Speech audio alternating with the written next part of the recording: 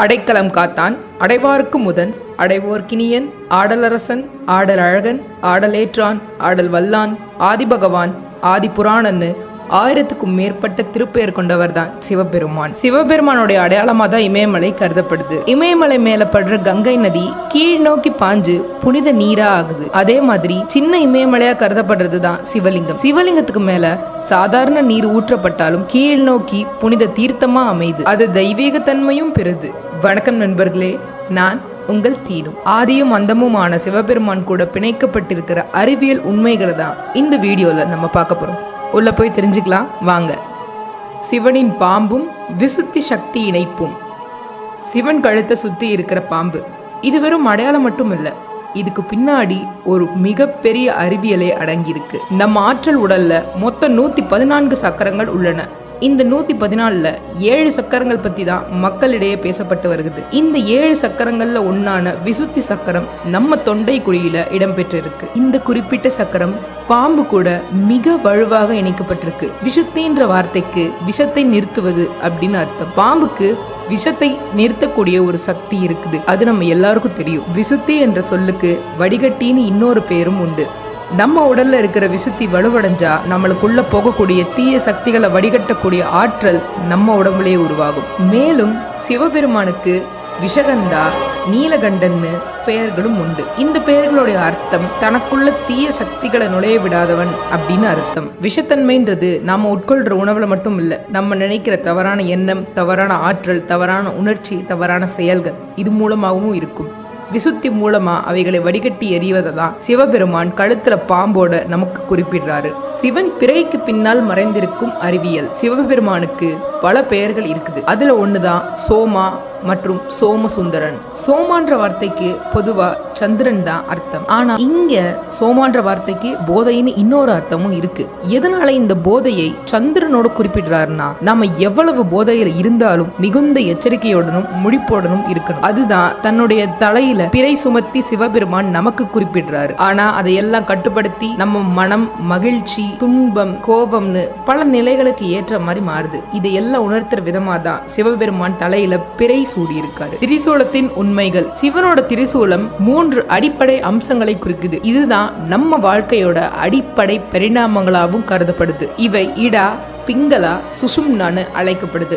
இந்த 3 நம்ம மனித உடம்புல இருக்கிற அடிப்படை நாடிகள்.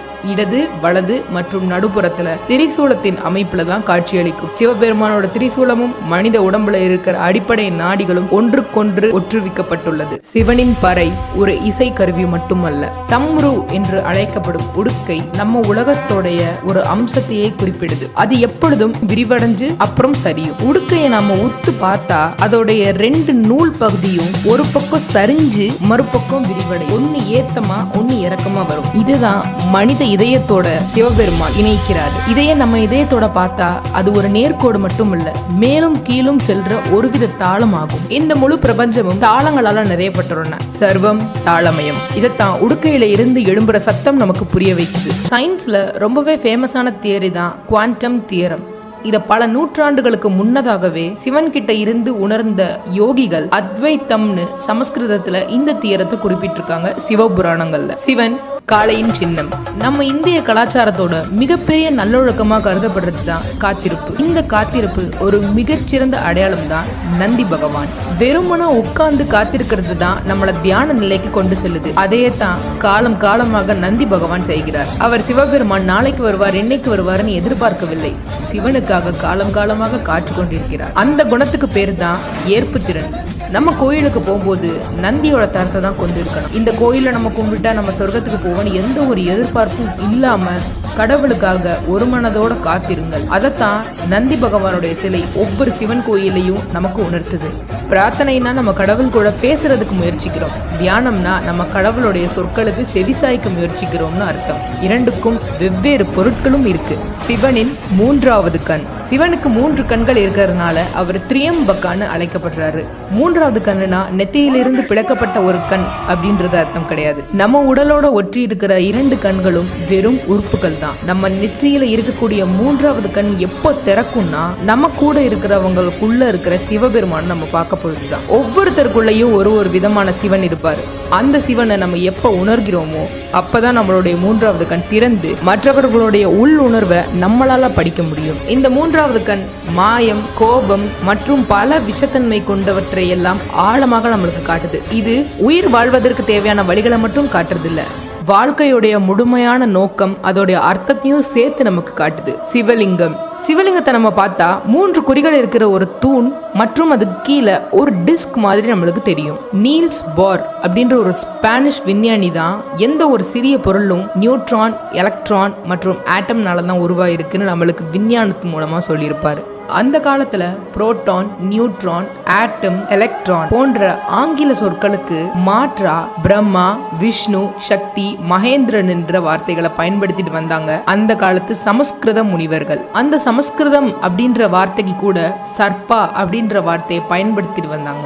இந்து மதத்தின்படி ஒரு தூண் நெருப்பின் நெடுவரிசையா கருதப்படுது. அதுதான் சிவபெருமான். ஒவ்வொரு சிவலிங்கத்துக்கு மேலும் இடப்பட்டிருக்கிற 3 பட்டைகள் பிரம்மா, சிவன், மகேஸ்வரனை குறிப்பிடுது. அந்த சிவலிங்க தூணுக்கு கீழே இருக்கிற டிஸ்க் வட்டு வடிவம் சக்தியை குறிக்கிறது. நீல்ஸ் போர் சில நூற்றாண்டுகளுக்கு முன்ன சொன்ன இந்த தியரி அந்த காலத்துல சமஸ்கிருதத்துல இடம்பெற்றிருக்கிற நம்ம சிவலிங்கத்து கூட பொருந்தப்பட்டிருக்கும். சிவபுராணம் கதைகளும் அறிவியலும். சிவபுராணங்கள்ல வர ஒவ்வொரு கதைகளையும் உற்று நோக்கினால் சார்பியல் கோட்பாடு, குவாண்டம் மெக்கானிக்ஸ், லேட்டஸ்ட் பிசிக்ஸ் கூட பிரிக்க முடியாத ஒரு ஒற்றுமையை காட்டும். இந்த சிவபுராணங்கள்ல ஒவ்வொரு கதைகளையும் யோகாவும் சிவனையும் பிரிக்க முடியாத ஒரு ஆற்றல் அப்படின்றதான் உணர்த்திக்கிட்டே இருக்கும். ஏன் இது இந்த அடிப்படையில் அமைஞ்சிருக்குன்னா, ஒரு பக்கம் கதைகளை விரும்புபவருக்கும் இன்னொரு பக்கம் எந்த ஒரு விஷயத்தையும் அறிவியல் அடிப்படையாக பார்ப்பவர்களுக்கும் இருக்கும். இந்த காலத்துல நவீன கல்வியோட தன்மை குறித்து பல விஞ்ஞானிகள் ஆராய்ஞ்சிட்டு வராங்க. ஆனா ஒரு குழந்தை 20 வருடம் எந்த ஒரு கட்டுப்பாடும் இல்லாத கல்வியை கற்று வந்தால் அவனோட புத்திசாலித்தனம் யாராலும் மிகைப்படுத்த முடியாது அப்படின்ற இந்த விஷயம் பல நூற்றாண்டுகளுக்கு முன்னதாகவே சிவபுராணங்கள்ல பல ஆத்ம யோகிகளால குறிப்பிட்டிருக்கு. கதை வடிவிலோ விளையாட்டு வடிவிலோ கற்கப்படுவதுதான் ஒரு சிறந்த கல்வி. இன்றைய கல்வி நம்ம சமுதாயத்துல ஒடுக்குமுறையை பயன்படுத்தினாலும் சிவபெருமானின் வழியும் சிவபுராணத்தின் அறிவியலிலும் பயன்படுத்தி நாம் அனைவரும் வெற்றி கொள்வோம். இந்த வீடியோ உங்களுக்கு பிடிச்சிருக்குன்னா லைக் பண்ணுங்க, ஷேர் பண்ணுங்க, சப்ஸ்கிரைப் பண்ணுங்க. நன்றி.